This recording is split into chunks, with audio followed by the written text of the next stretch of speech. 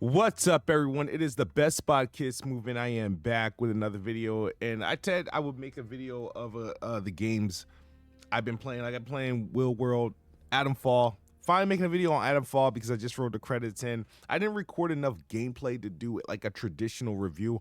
Honestly, I didn't have the biggest eye for this game, only because it wasn't on my radar. I knew it was an interesting looking game that was coming to Game Pass, and I didn't even touch it like day one. I think I eventually like stumbled into it. Maybe, obviously it's August. I think this game came out in like March. So like, I was like, all right, I think I installed it, but I didn't start it. I was like, oh, well, let's see what this is about, right? I think I watched a little bit or some early reviews. They said it was like, some say it was a little bit janky. Somebody mentioned like Fallout, and I was like kind of turned off because I've no spoiler alert, I've never like gotten through like a Fallout game. I played like a lot of Fallout 3, never gotten through it. But this game Atomfall is, I think, just what I needed. It's one of those, post-apocalyptic RPGs that's heavily inspired by those Bethesda like Fallout games, with like, the NPCs, characters, quarantine zones. You're trying to figure out what's going on. There's some people are like zombified, they're infected with like this stuff, and there's some areas of the world that is I don't want to say colonized, but they're like, they're pretty much setting up in this area where they have a community and whatnot, and then everything else is just like the wilderness, right? So the thing is, you don't know why you here, how you got there, and what to do. You'll meet like NPCs and different characters that have different plans for what they want to do to like solve this problem. And your character just really wants to get the hell out of there, just want to escape. So you got this random guy guiding you on the phone. I can't even tell you if it's a guy or a girl because their voice is altered, and every about, I want to say every maybe every so often you'll run into like a phone booth, a random phone booth that rings, and he'll call you to give you tips and tell you who not to trust or who to trust or whatever. He has his own plans for what he wants you to do to get through the end, because he can help you get out. You'll meet different doctors and scientists who were working on this project that kind of went wrong. But the problem is they all have their ulterior motives. So this game comes packed with like 6 different endings. I have maybe 2 of them. But the thing is, the game isn't long. It's well contained, and where it's open world, but it's not really a huge world. It's just the world is connected by this thing called the interchange, where it's connected via tunnels and different access points that you get there that all lead to the same place. And it also acts like shortcuts to different parts of the world. But the problem is that the game doesn't feature a fast travel, like, because you have to like kind of work your way, because some of these spaces are tough to get through, considering what type of NPCs are there, what kind of the wilderness that's out there that's like might be in your way. But the game, because it follows no order, it's like once you get out in the world, you kind of do what you want, tackle whatever story.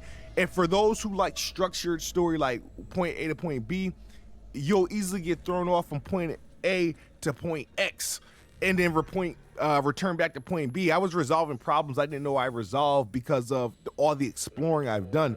But the gameplay is serviceable. You know what I mean? Everything is scarce. You find guns, you build guns, you upgrade guns. But the thing is, you don't need guns to get through the entire game. You could get a bow and arrow. You can use your fists. You have like a skill tree that you can upgrade that helps your chance at survival. The game is extremely like fun, and again, I was worried about, because I thought it was going to be super long. The game can be, if depending on how you play it, but in actuality, the game is probably like 10 to 12 hours realistically. If I do all the endings, I can probably get another 5 hours out of it. The one cool thing that happened in this video game that I thought was cool is, like, I was working with this woman, and she had me do all these radio towers, and I had to go get a sample.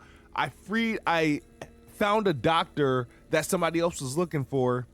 I brought him back to the interchange, and he ended up killing somebody that I was doing missions for. And I'm like, well, what happens now? It's like, the game is very dynamic, and I definitely recommend for those looking for that kick, that RPG kick where anything essentially goes, and you can kind of throw off the story, you can throw off like the quest line, because anybody's attackable, you can kill anyone in this game, and it just like you'll wow, you'll resolve the mission like that. But it's definitely a worthy playthrough because one, it is a decent looking game. It's pretty. I didn't have any performance issues. This game ran at a smooth 60 FPS, and it was extremely fun, and it wasn't too long. So it was actually so good, right? That I mean, I was like, oh, they got DLC, and I immediately went to go purchase it, but I don't think it's out yet, so I'm not gonna buy it now and do the DLC, but I want to do that just yet. So if the expansion isn't out yet, but considering where the achievements are at, then it should be out.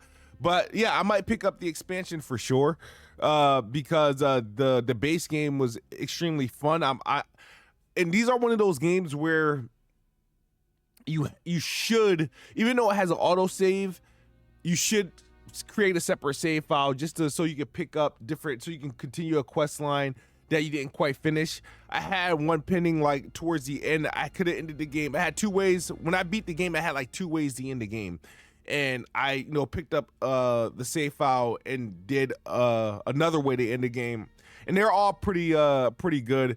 So I definitely wanted just to talk about Atomfall. It's available on Xbox Game Pass. It's also available on, obviously, on PlayStation and PC. It was a good game, had fun with it, enjoyed it, and I'm looking to play more of it. I'm just contemplating, do I start a new game and try to properly complete the quest for the people that I had in my camp? Because I had like 6 people in my camp. They all eventually perished because of other story arcs I was opening up, and 2 ideologies didn't match, so one of them had to go, and not because by my hands, by the other NPC's hands. So that's how crazy the game got. But I definitely recommend this game, man. I'm definitely looking for more to play. Now that I got the scope of it, I could probably run through this game again and probably half the time, because when you first play a game like this, it's easy to get lost of like, all right, what's the order of things? Because they don't tell you exactly where to do. All your quests and all your clues and navigation is literally based off notes you find, hints they tell you.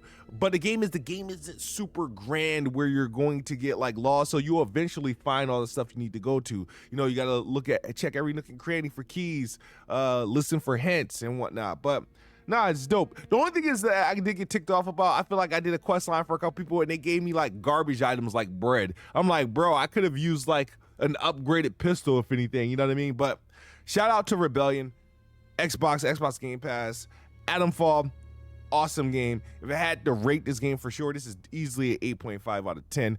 That's my video on Atomfall. I wanted to talk about it because I just completed it, and wanted to see if you guys had any thoughts, if you guys played it. But let me know your thoughts on Atomfall in the comment section below. Later. Peace.